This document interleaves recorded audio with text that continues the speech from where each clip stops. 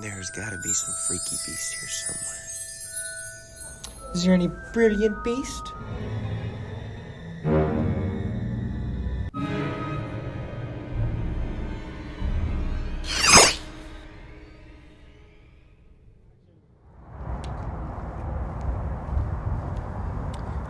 Looking for some awesome beast. Ah, Hedwig.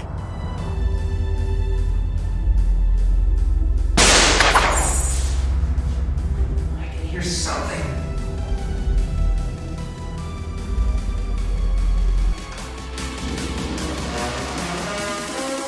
You're a wizard. Fantastic.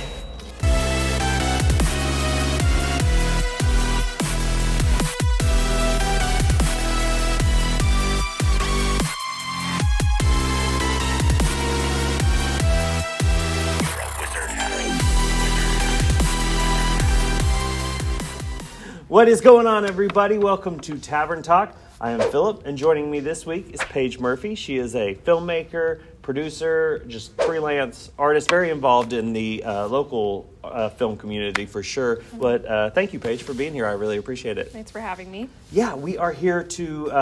I'm excited you're here because you said you have some stuff to say about Harry Potter. Yeah. And we're talking this week about Fantastic Beasts, The Secrets of Dumbledore.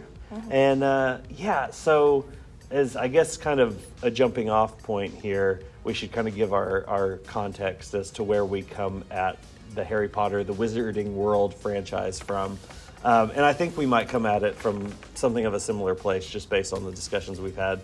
I grew up reading the books, the Harry Potter books, loved them like as the movies came, they kind of came out as I grew up, and were almost the same age as Harry and Ron and Hermione. And so just loved the books, loved the movies.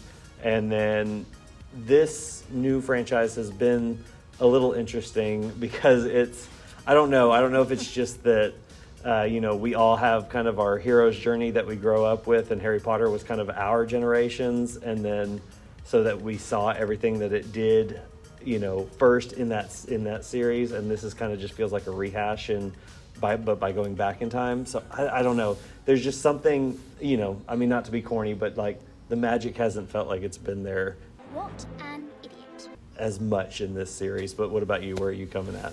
Honestly, a lot of the same. Yeah. I also grew up reading the books, and I was about the same age as, the actor. So I literally grew up with the movies. Yeah. And so, I agree that I think I really enjoyed the first Fantastic Beasts movie because it really is like Fantastic Beasts. I will turn you into a toad. It's relatively contained, but then it seems like from then on they've just been trying to do a whole lot with this series. Yeah. And while I think that this one was an improvement on the second one, I still think that these new movies just don't have the same feel as the original series. I'm definitely biased, but No, I know. That's the thing. I try to kind of separate myself, and even the first one I was like, oh, that's an interesting take. We're gonna go with the guy who wrote the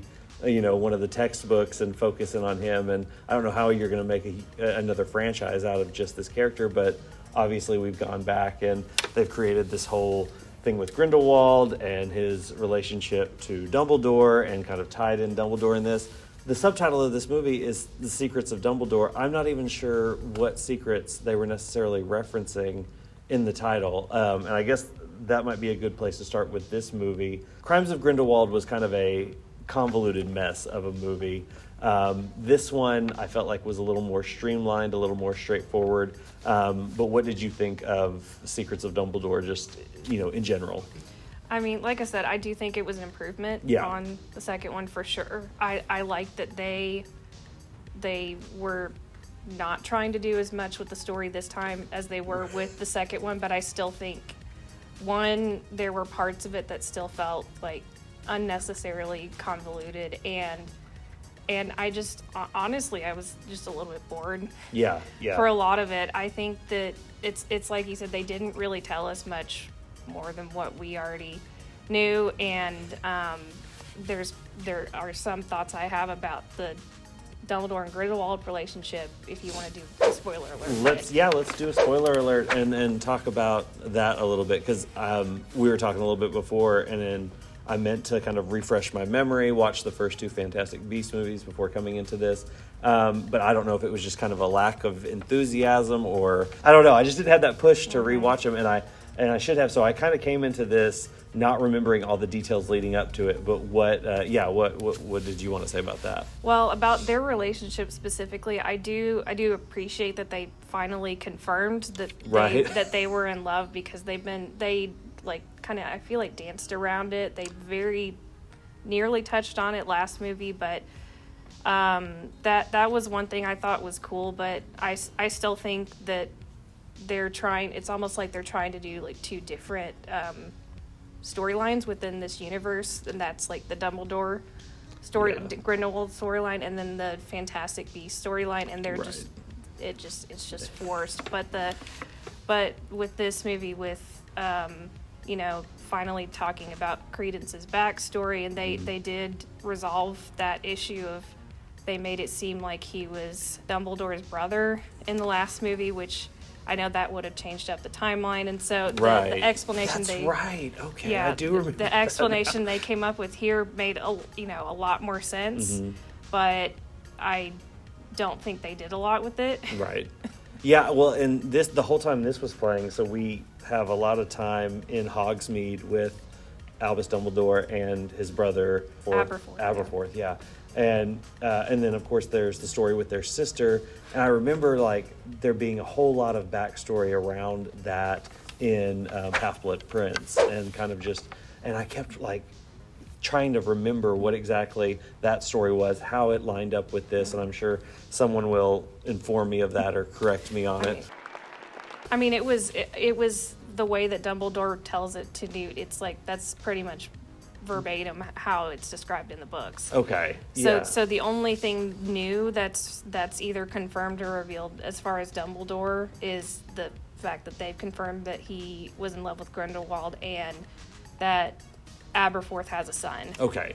That was my kind of where I needed some clarity, so that makes sense. And so I think pretty much off the top of my head, those are the only new secrets of Dumbledore. Yeah. Okay. Yeah. Well, so interesting. Not as revelatory as we were probably led to believe. But yeah, you're right. I'm glad you brought up the idea of the 2 kind of competing plot strands here, because they start this movie off and kind of introduce a new fantastical beast that they then use as kind of this plot device to connect the 2, and it just, like, I mean, good try, I guess, but it seemed very forced. Yeah, the whole thing to, like, we have to have this magical creature to help us decide who one of our leaders should be. It was just like, really? That's what we're coming up with? And it just, I don't know. I mean, I appreciated some of, like, the cool new elements of the magical world. I really like Dan Fogler. I think I did forget how much investment I had in the Jacob Queenie relationship. Like, I like that whole aspect of it.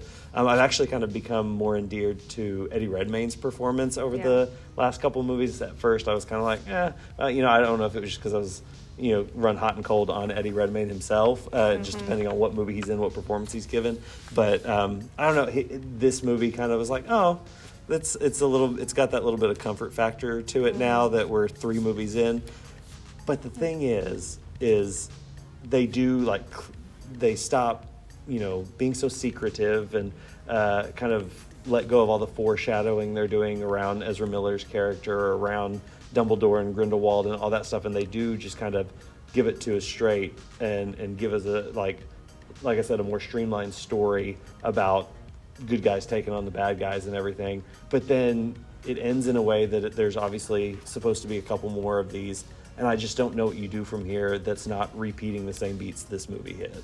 I completely agree. I was thinking that too, because I feel like it was almost like a similar feeling of, Grindelwald gets away and okay, well now we're gonna do it all again. And who plays Grindelwald next time at this point? It's kind of like, what are we gonna do? I mean, obviously there's some extraneous stuff that happened.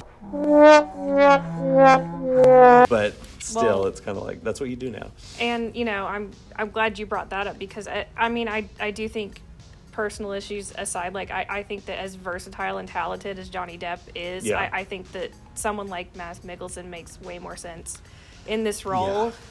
So I was really excited going into this to see him because I love him as an actor. Right. But I was even thinking, like, towards the end of it, I'm like, what? I mean, I feel like he wasn't given a whole lot to work with. Right. I don't think that there was just I don't think Grindelwald in this movie was that interesting. And no, you're right. Yeah, I was kind of surprised too because Mads Mikkelsen is such. I mean, he gets used as a villain a lot. Yeah. There's nothing you can do to stop me. You know, most people will probably recognize him from Casino Royale, but I mean, he's been in Hannibal. a ton of different. Yeah. Oh, Hannibal. Duh. Mm-hmm. God, Yeah. I didn't even think about it. I never watched that show, sorry. But yeah, of course. And I mean, he's been in a bunch of franchise stuff. He's been in the Star Wars movie. He's going to be in the new Indiana Jones movie. Obviously, he knows how to play this type of character. But yeah, I kind of felt like he was kind of just sleepwalking through it a little bit. Not that he's not good, not that he's not naturally menacing, but at the same time, it was just kind of like, you know, I was hoping you'd bring a little bit more to this, you know. I was actually just thinking about one thing I did enjoy about it that I wish that they could find a way to expand on more is I think you brought up like the expansion of the wizarding world. Like we got to see the German Ministry of Magic, and we got to see more international wizards. That's one thing that I've appreciated about this series.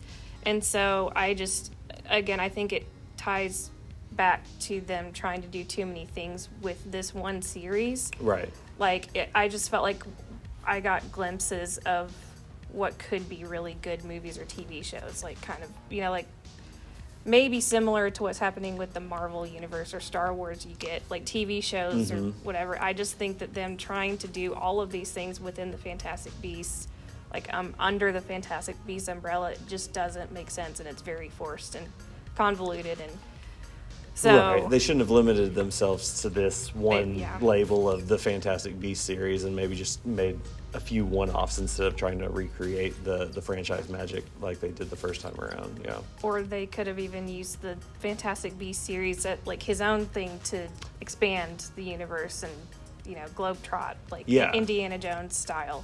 I don't know. Because he's literally just trying to find all these fantastical creatures that would naturally take him all over the world. Yeah, it's like it would seemingly write itself. But, like I said, it's kind of a little disappointing just because I do root for these movies. I want them to be good. I want the legacy of Harry Potter and everything to kind of live on and remain, like, have a solid reputation. But we'll see. But here on Tavern Talk, what we kind of do towards the end is out of 5-star rating. So out of 5 stars, what would and obviously we just came right out of the theater and saw this. So this is an initial reaction rating. What would your initial reaction rating be for The Secrets of Dumbledore? Probably 2.5. Yeah. I was gonna. See, now I feel generous. I was gonna give it 3. Like, I kind of felt like it. I haven't mentioned David Yeates yet. He directed this once again. He's been with the series since, I think, Order of the Phoenix. And that sounds right. I think he directed the last 4 movies. Yeah, and then he's done all of the Fantastic Beasts. After Grindelwald, I was like, this guy needs to take a break. He's just been in this world for too long. It kind of feels redundant. And, he's definitely got, like, a certain touch. He's kind of defined a lot of the look and feel of this world for a long time now. Order of the Phoenix was probably 07 or 08, somewhere in there. And so, for, a long time now, over a decade, he's had his hand in crafting how the Harry Potter and the Wizarding world feels. And there's definitely some charms to it, but it would be nice at this point, maybe a good way to get a fresh take on this world and this property would be to bring someone new in. So we'll see. Yeah. But yeah, I'm gonna go 3 out of 5. Like, it's fine. It's definitely, like you said, a step up from the last movie. But again, I just, as much as I enjoyed it well enough, I don't know where to go from here with it.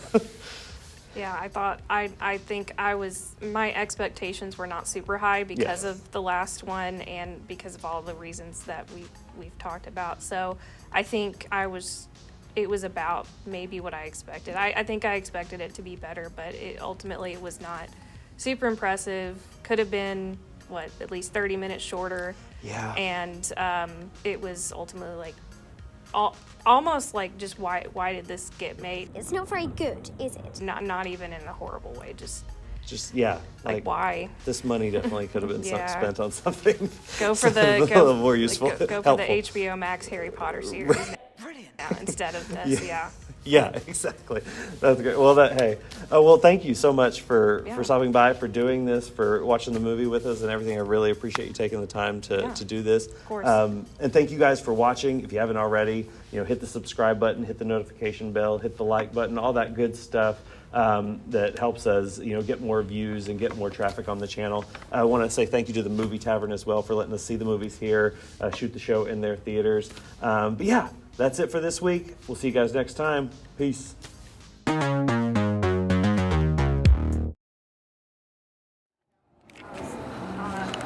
What are we looking for? Sexy beasts.